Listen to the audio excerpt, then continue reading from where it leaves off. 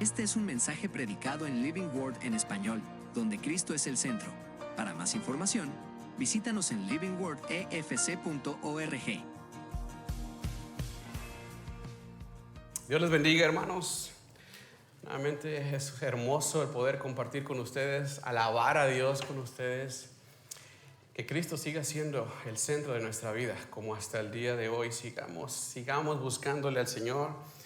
Es lo que hacemos, es lo que anhelamos cada oportunidad que Dios nos da de estar aquí, hermanos. Siéntete privilegiado.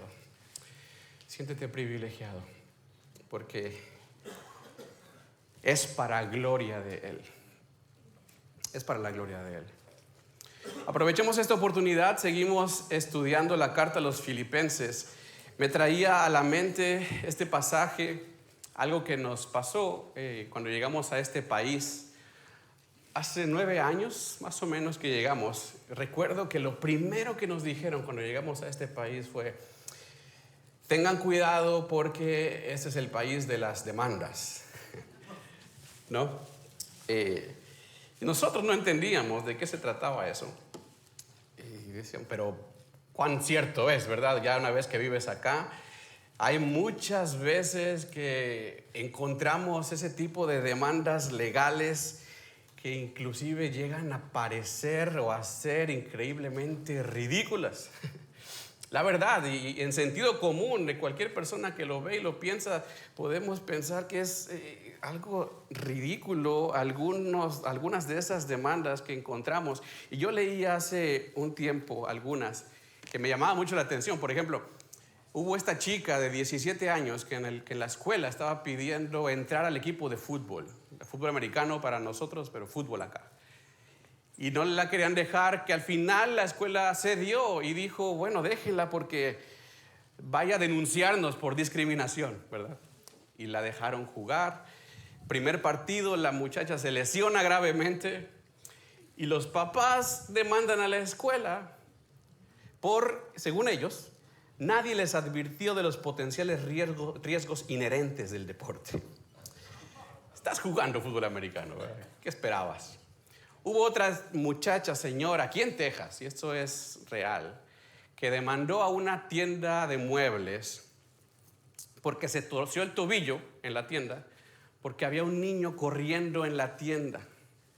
Había un niño corriendo en la tienda y se tropieza con el niño y se rompió el tobillo y demanda a la tienda de muebles. Los dueños de la tienda estaban sorprendidos por el veredicto porque resulta que el niño era hijo de ella. Y se tropieza con él y ella gana esa demanda. Por eso les decía, increíblemente ridículas. Hubo otro caso en California. Un joven llamado Carl demandó a su vecino porque el vecino le aplastó la mano con su carro. Y te estás preguntando, ¿qué hacía su mano ahí? ¿Verdad? Resulta que Carl estaba tratando de robarle las tapas de las llantas. No se dio cuenta el vecino, se echa para atrás y le aplasta la mano. Lo demanda y gana la demanda. Un caso más trágico. Una joven accidentalmente retrocedió en su auto cayendo a un lago después de haber pasado la noche tomando. Terminó ahogándose porque ella no pudo desabrochar el cinturón de seguridad en ese estado de ebriedad en el que se encontraba.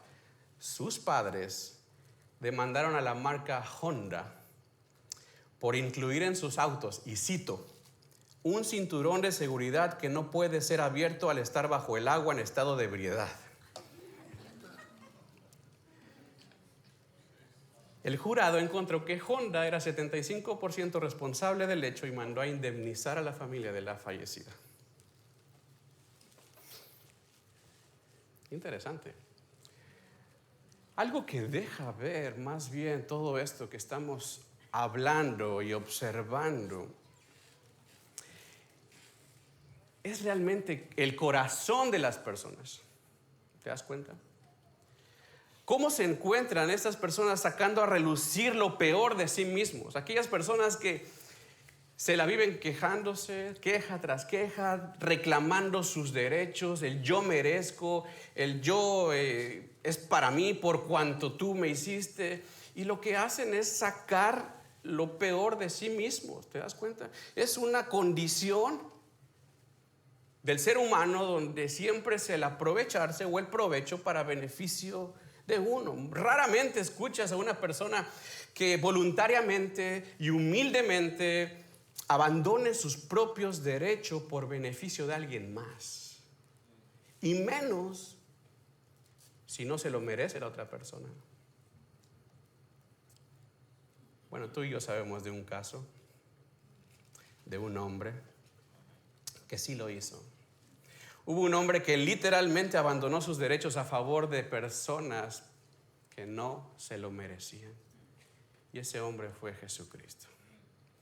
Hoy llegamos a este hermoso pasaje en Filipenses capítulo 2, en el cual el apóstol Pablo describe de manera maravillosa la humildad de Jesús y nos la presenta para beneficio tuyo y mío. Si abres tu Biblia en Filipenses capítulo 2, vamos a hablar el día de hoy en los versículos 5 al 11. Filipenses 2, 5 al 11. Lo voy a tener aquí enfrente por si quieres leerlo conmigo, o en tu Biblia por si quieres hacer anotaciones, sería también muy bueno. Fíjate lo que escribe el apóstol Pablo. Haya pues en ustedes este sentir que hubo también en Cristo Jesús, el cual, siendo en forma de Dios, no estimó el ser igual a Dios como a cosa a que aferrarse, sino que se despojó a sí mismo, tomando forma de siervo, hecho semejante a los hombres, y estando en la condición de hombre, se humilló a sí mismo, haciéndose obediente hasta la muerte y muerte de cruz. Por lo cual Dios también le exaltó hasta lo sumo y le dio un nombre que es sobre todo nombre, para que en el nombre de Jesús se doblara toda rodilla de los que están en los cielos, en la tierra y debajo de la tierra, y toda lengua confiese que Jesucristo es el Señor, para gloria de Dios Padre.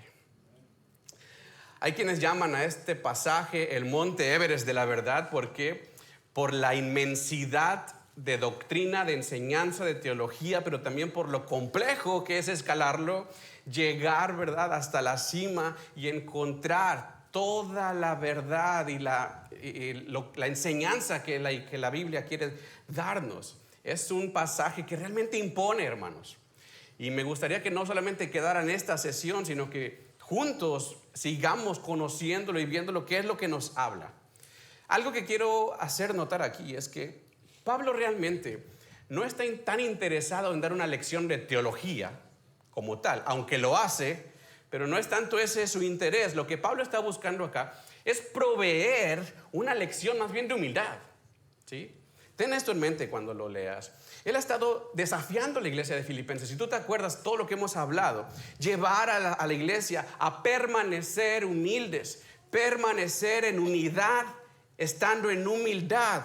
Si recordamos tan solo los versos de la semana pasada, 3 y 4, donde dice, nada hagas, ¿qué?, por contienda o por vanagloria, antes bien con humildad, estimando cada uno a los demás como superiores a él mismo, no mirando cada uno por lo suyo propio, sino cada cual también por lo de los demás. Pablo está buscando convencer a los filipenses a que vivan en armonía, a que vivan en unidad, a que dejen a un lado aquello que les separa, ese orgullo, esa vanagloria, el que ellos son el centro del universo. Quítense tantito esto, porque todo esto nos separa, todo esto nos divide. Y para llegar a este punto, Pablo ahora utiliza el ejemplo que es el más grande ejemplo de humildad, el ejemplo del Señor Jesucristo. Por eso comienza los versículos 5 y 6 de esta manera. Haya pues en ustedes este sentir que también hubo en Cristo Jesús, el cual siendo en forma de Dios no estimó el ser igual a Dios como a cosa a que aferrarse.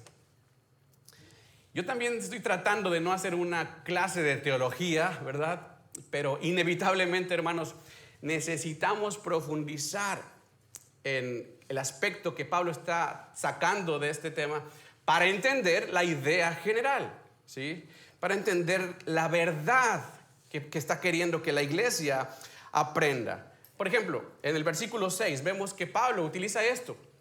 Y él dice, siendo en forma de Dios. El verbo que utiliza aquí Pablo es obviamente el verbo ser, pero algo interesante es que no utiliza en el griego el verbo que normalmente se utiliza para ser o estar.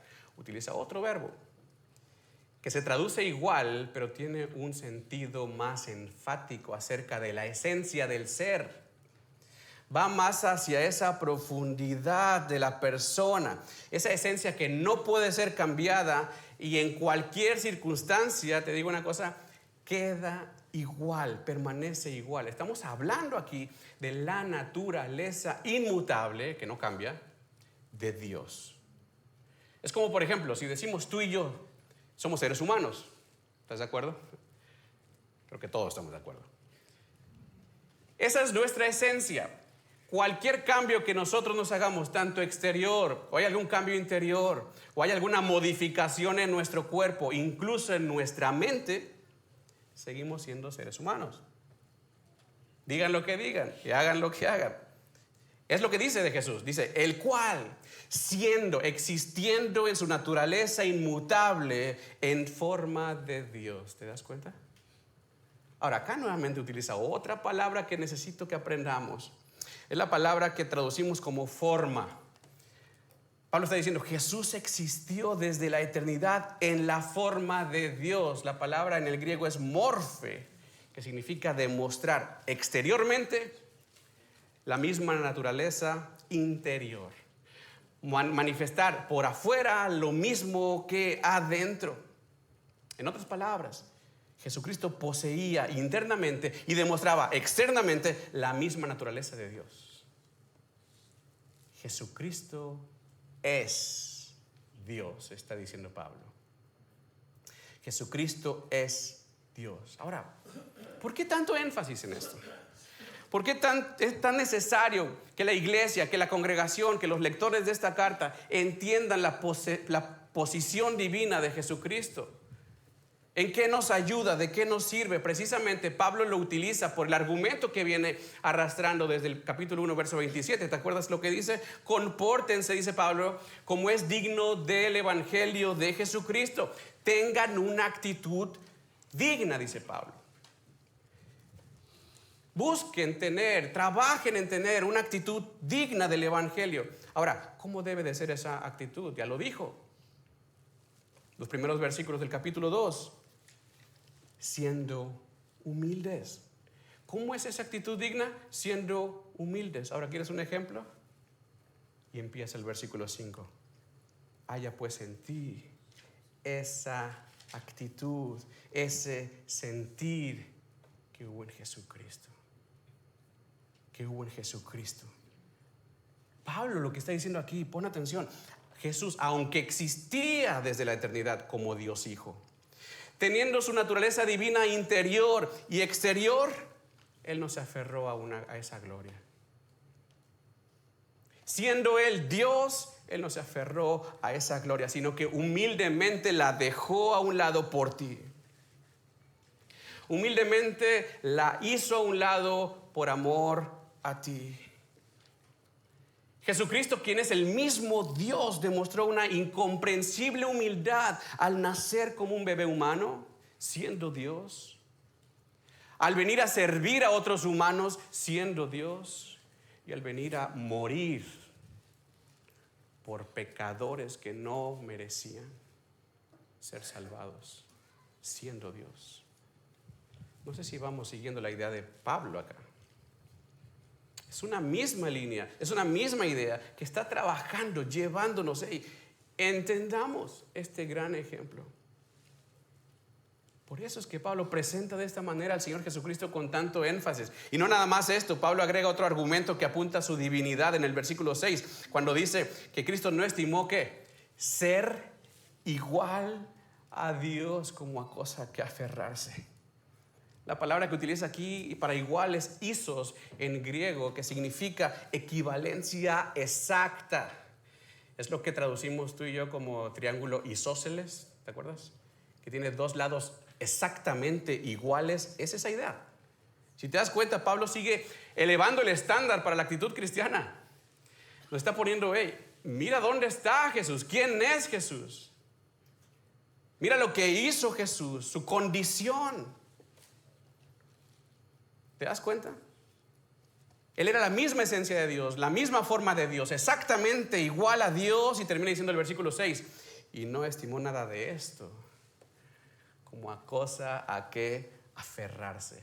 Hermanos, esto nos tiene que llevar a ti y a mí, que estudiamos la palabra de Dios para vivir la palabra de Dios, nos tiene que llevar a preguntarnos: ¿quién considero que soy yo como para seguir exigiendo mis derechos sin importarme el beneficio y el bienestar de los demás? ¿Cuál es mi postura? ¿Por qué hago lo que hago? ¿Por qué pienso lo que pienso? ¿Por qué actúo como actúo? ¿Por qué exijo como exijo? Sin importarme los demás. La semana pasada hacíamos estas preguntas. ¿Por qué te cuesta tanto perdonar a aquellos que te han lastimado, que te han hecho? ¿Por qué nos cuesta tanto perdonar al esposo, a la esposa, al familiar? ¿Por qué nos cuesta tanto amar, servir, dar, despojarte de ti mismo por beneficio de los demás? ¿Por qué te cuesta tanto?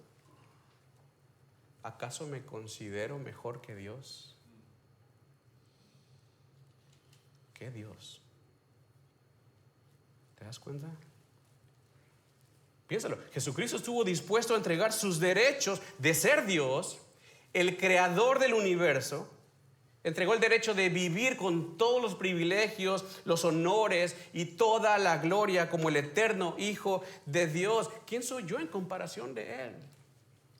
¿Quién eres tú en comparación de Él? Para actuar como actúas, para pensar como piensas, para exigir como exiges, por sobre los demás. Date cuenta, Pablo no quiere que la iglesia pase esto por alto. Jesucristo demostró su humildad, no al aferrarse a su gloria, sino al entregarla. Al entregarla. Es lo que dice el versículo 7. Sino que se despojó, dice, a sí mismo, tomando forma de siervo, hecho semejante a los hombres. Y quiero aclarar aquí, esta palabra despojó no significa que Jesús dejó de ser Dios al hacerse hombre. Literalmente significa vaciarse, que trae la idea más bien de privarse algo de su uso, ¿verdad? Privar algo de su uso. Se limitó, se autolimitó. Jesús literalmente está entregando de manera voluntaria su derecho a actuar como Dios, es lo que está diciendo Pablo. Sin embargo, no dejó de ser Dios al vaciarse a sí mismo.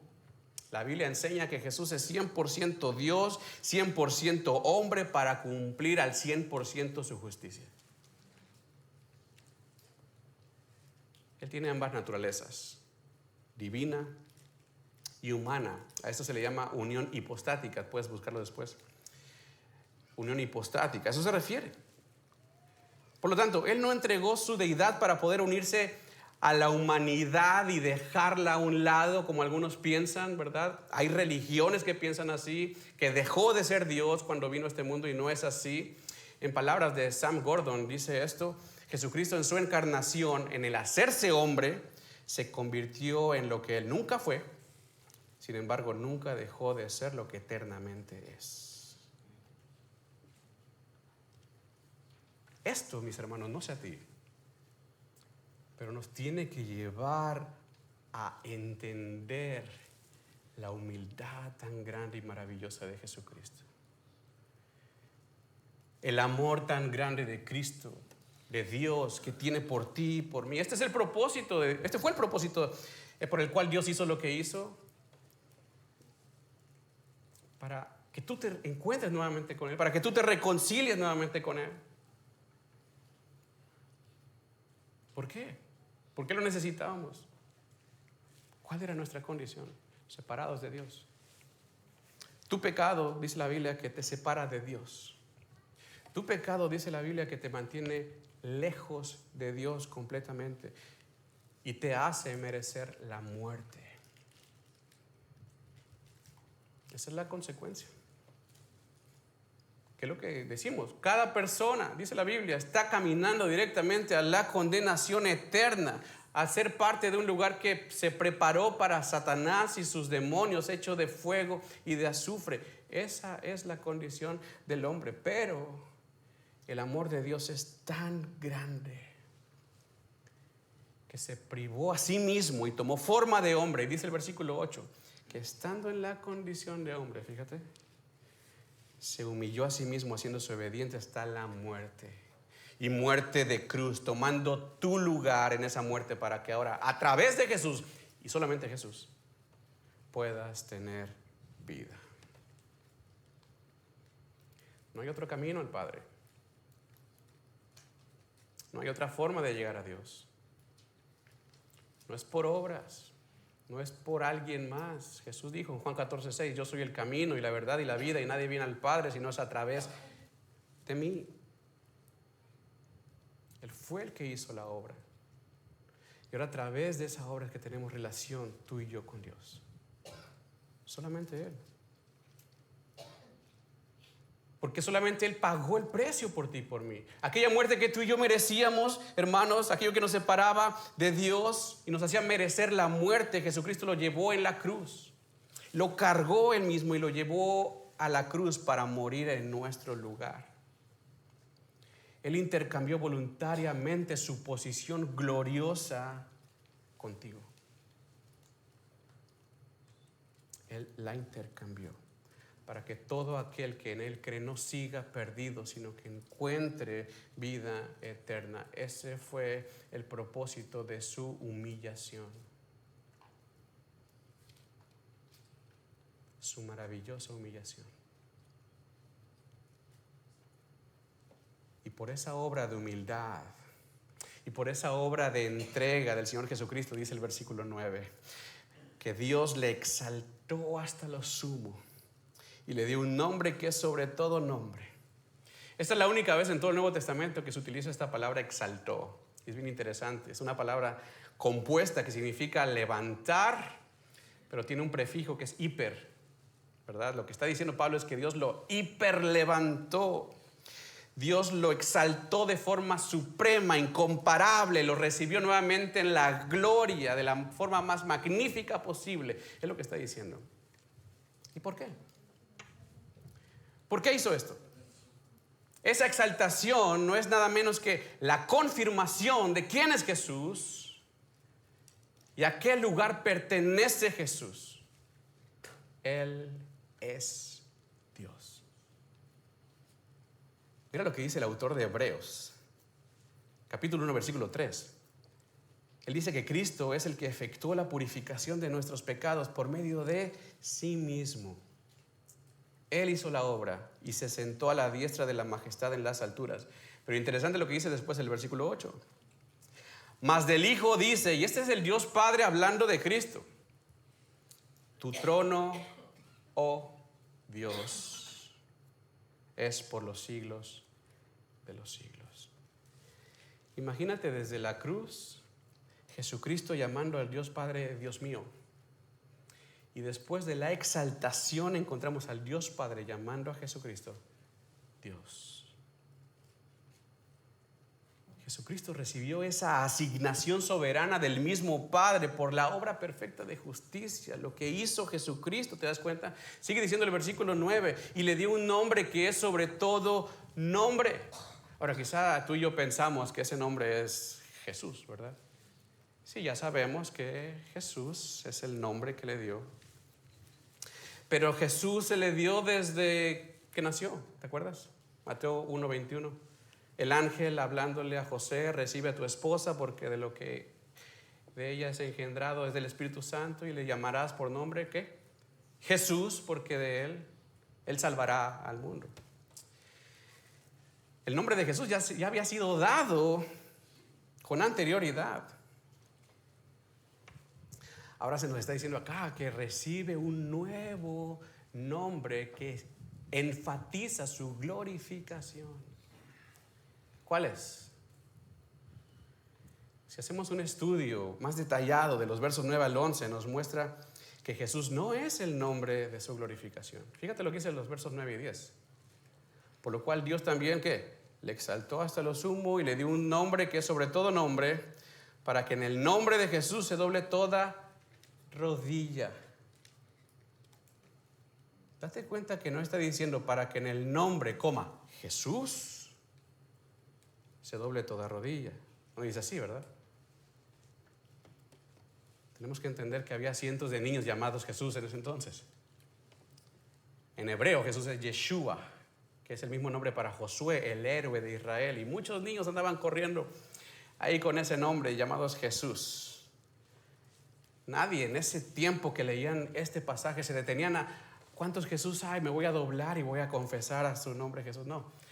Pablo está diciendo aquí que en el nombre de Jesús, el nombre que le pertenece a Jesús, se doble toda rodilla. ¿Cuál es ese nombre? Dice hasta el versículo 11, fíjate. Y toda lengua confiese que Jesucristo es el Señor. Curios en griego. Ningún otro israelita sería llamado Curios o Señor. Los césares querían ese nombre. Buscaban en su afán de ser como dioses tener ese nombre, el Curios. Pero la verdad es de que ese título les quedaba muy grande. Y se iban a dar cuenta después. Ese nombre solamente es para Dios. Algo interesante que te quiero platicar. Para los judíos, el nombre de Dios era tan santo que ni ellos se atrevían a pronunciarlo. El nombre de Yahvé o Jehová en español, no se atrevían ellos a pronunciarlo y le empezaron a llamar más bien Adonai o Señor, ¿verdad? Cuando los israelitas tradujeron su ley al idioma actual, que era el griego, le llaman la Septuaginta eso. Cada vez que aparecía en su ley Yahvé, ¿cómo crees que lo pusieron en griego? Curios, Señor.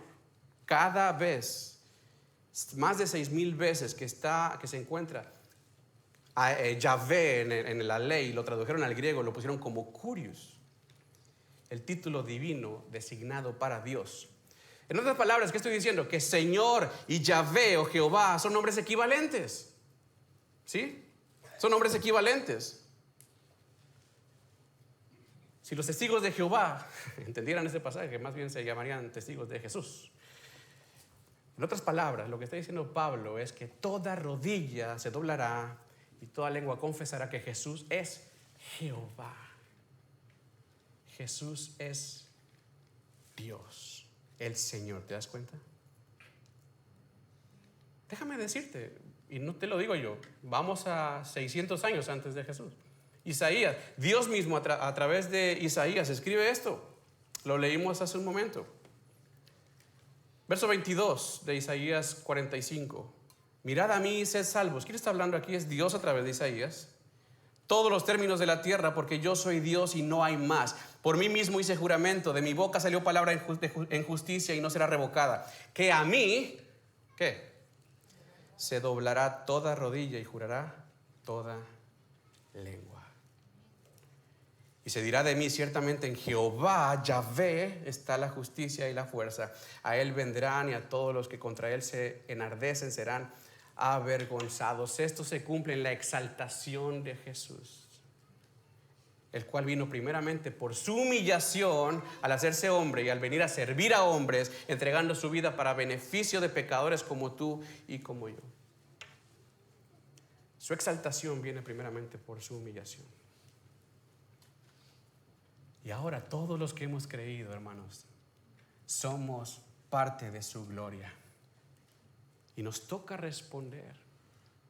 Nos toca vivir, actuar de acuerdo a sus misericordias, de acuerdo a sus obras en nosotros, teniendo ese mismo sentir que también hubo en Cristo Jesús.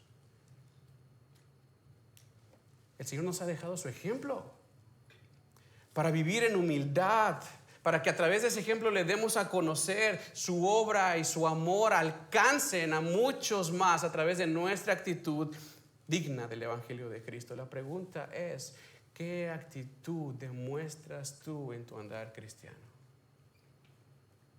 Teniendo el ejemplo de Cristo, siendo Él Dios y nos da tanta evidencia de su deidad. Él es Dios. Y no estimó el ser igual a Dios como a qué aferrarse, sino que se despojó por personas que no merecían nada. Te digo una cosa, ni tú ni yo merecíamos absolutamente nada. Y aún así Dios se entregó a sí mismo. ¿De qué manera vamos a responder? ¿De qué manera estamos actuando en nuestra relación cristiana con los hermanos, buscando la unidad o buscando más bien mi vanagloria? Comencemos a reflejar ese mismo amor en humildad, al ceder tus derechos para beneficio de otros y para gloria de Dios. Que todo resulte para su gloria. Este fue un mensaje predicado en Living Word en español, donde Cristo es el centro.